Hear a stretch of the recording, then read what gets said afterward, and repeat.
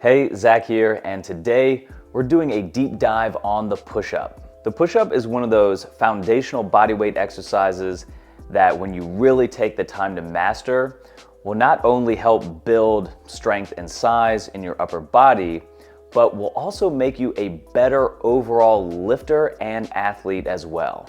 The push-up is a simple exercise, but when you incorporate the cues and techniques I'm going to show you in this video, you'll soon see how the push-up can transform both your physique and your performance.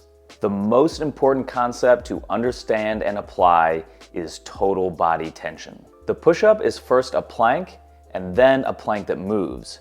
So we must prioritize proper muscular engagement.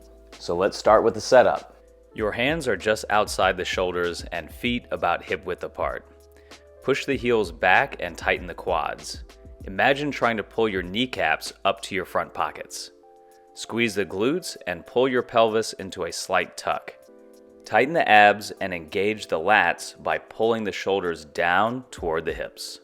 Squeeze the ground with your fingertips and corkscrew your arms into external rotation.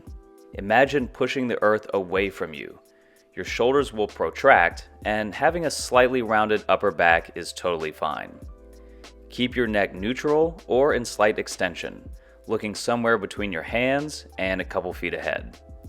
Practice holding this fully engaged plank for 30 seconds at a time. Now that you've got the plank nailed down, we'll get into the push-up itself. Start with an inhalation through the nose. Imagine drawing air deep into your abdomen to brace the core. As you descend, think about pulling or rowing yourself down with strong lats. Lower until your chest touches the ground. Pause momentarily before driving hard through the palms back into a full lockout with the elbows. Imagine that air you just pulled into your core being pushed back out through your hands. The push-up is as simple as that. Now, if you don't quite have the strength to knock out full range of motion push-ups on the ground yet, I recommend elevating your hands. You can do push-ups off anything from a countertop to a box to a racked barbell to kettlebells and dumbbells. Push-ups from the knees are a decent option, but there is a tendency to fold at the hips. Plus, we want to ingrain this position of a full locked out body. Now, here are some common mistakes to look out for. First is having internally rotated hands and arms which flare the elbows out wide. As we went over in the setup, firmly plant the hands neutral while corkscrewing the arms into external rotation.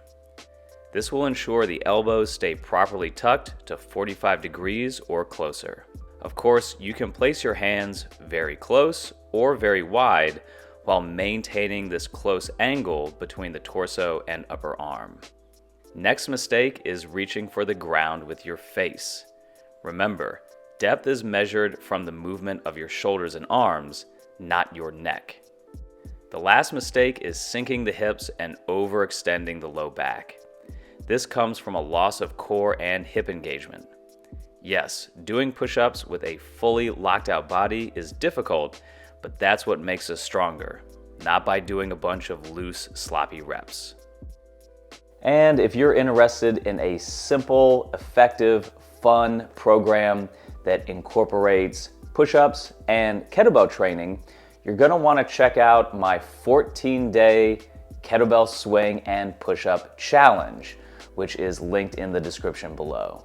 And that does it for today. Thank you so much for watching the video to the end. Wishing you all the best in your training, and we'll see you in the next video.